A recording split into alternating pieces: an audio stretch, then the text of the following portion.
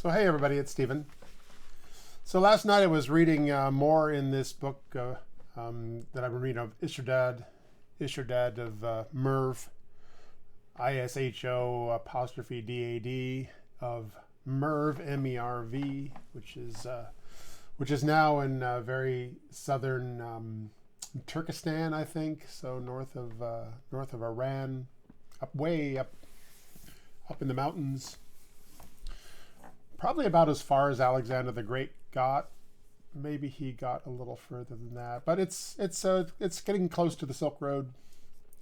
Anyway, this Isho'dad was in the mid 800s, and he had become a theologian who wrote a lot. He was bishop way down in Palestine, so he had somehow, well, through church activity, he had been elevated because he was obviously a bright bulb in the box, and so they got him to a church that needed a bright bulb, I suppose, and that was in Palestine. Anyway, yeah,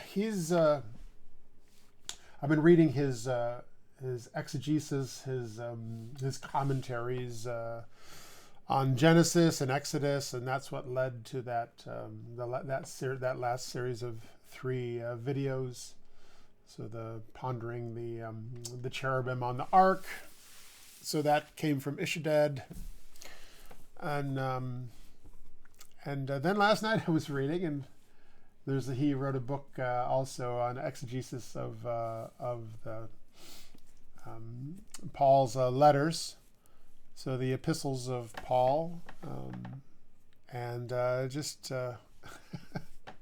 minding my own business, and I had gotten towards the back of it. I usually open books just kind of randomly and start reading, so it's pretty annoying, but that's what I do. And I went towards the back, and I opened to 1 John, and I think I started reading it about verse 4. So 1 John, the 5th book, or the 5th chapter. So 1 John 5, the fourth verse, and I'm reading along, and get to the 7th verse, and the 7th verse says, well, God, Son, or Father, Son, Holy Spirit is the Trinity, and that's the way it is. And I thought, yep, okay. And then verse 8 says, well, but there's also Holy Spirit, blood, and water as another Trinity. And it's like, wait a minute, like, is another Trinity in the image of the Father, Son, Holy Spirit? So I'm sort of taken aback at that. I think, well, this can't possibly be. This must be some verse that that was removed or something. How would I not know about a second Trinity that exists within us post baptism from the Holy Spirit and the blood of Christ's crucifixion, and the water of our baptism is acting as a Trinity that's embedded within us after baptism. I mean, this seems like this feels a lot like some kind of heretical, out there verse. It doesn't. I've never heard this. Like, how could this possibly be? I think I read a couple more verses, and it was explaining, and I'm like, oh boy. So I get a Bible and I open it, and sure enough, 1 John 5:8, there it is. The Holy Spirit, the blood and the water are the second Trinity, are another Trinity. Like, not no mincing of words there. Not saying they're like 3 things that are sort of grouped together and acting within you and giving you this powerful relationship to God as Trinity. Nothing like that. So yeah, I guess it is. There it is in 1 John, and so that got me to thinking about fluid mechanics. I mean, I think my godmother had said to me, something about the Holy Spirit being like a wind, being like the wind. You can't predict where that Holy Spirit wind is going to go. It's this. Okay, well, it's on board. There's your quantum. You don't know which reality. It can be all realities, and until it acts, you don't have a singular reality of our thermodynamic world. So I'm like, okay, that sounds all well and good, but you have blood. If it so blood is the fluid that sort of keeps you alive, and you have water, and so water, is and my father's a fluid dynamics or fluid mechanics physicist. Was a fluid mechanics physicist. He passed away a couple of years ago, and he was something else, and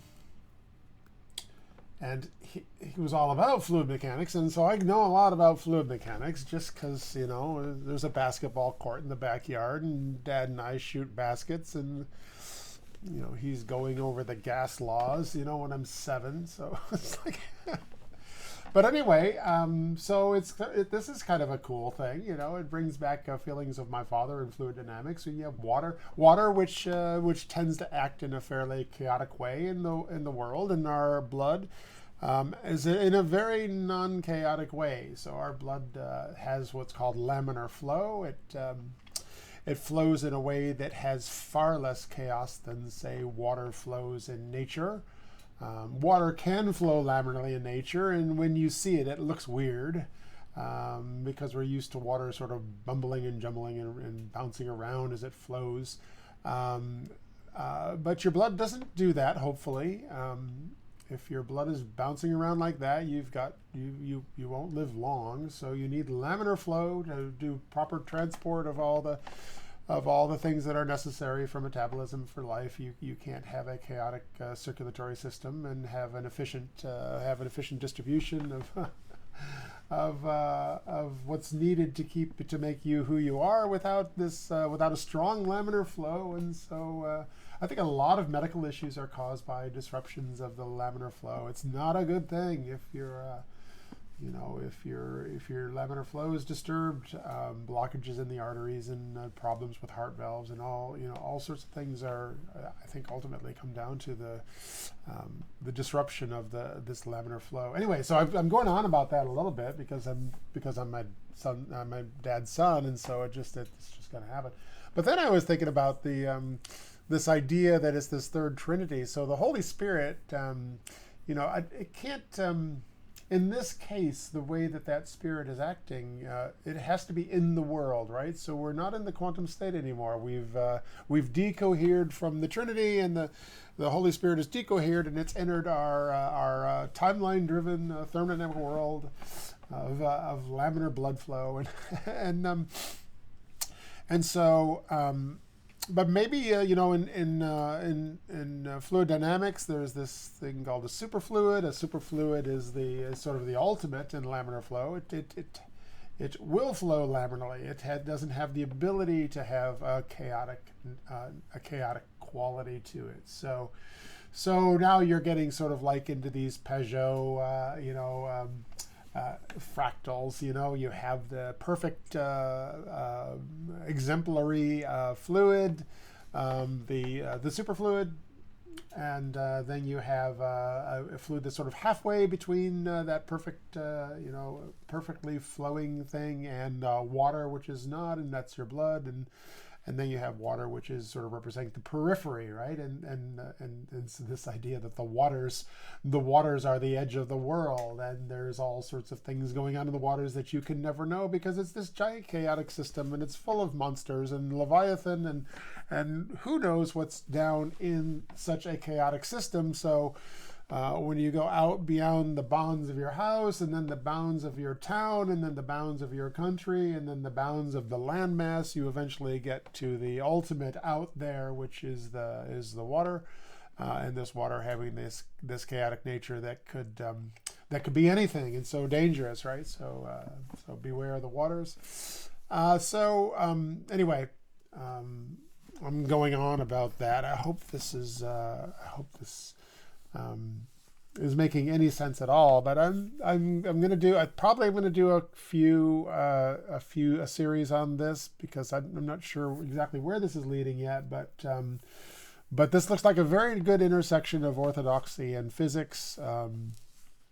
And it's a thing that it would warm my father's heart to see me talking fluid dynamics. It would cause him great pause to know that my relationship to the fluid dynamics in this case is caused by a Bible verse in the Pauline epistles, right? But there you have it. So that's it for today.